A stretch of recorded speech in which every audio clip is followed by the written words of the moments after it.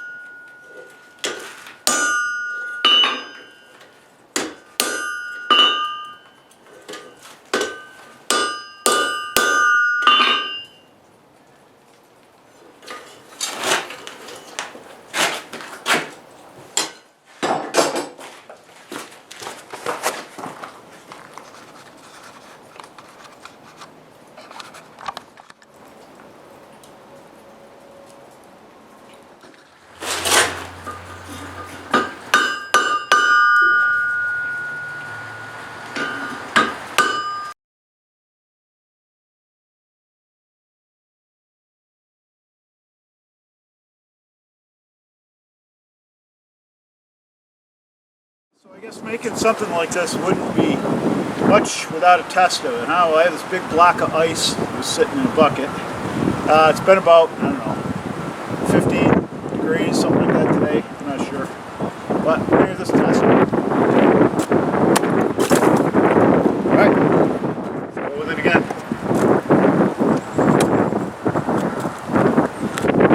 Try the other side. Just gonna hold it. Alright, let's get back this bike.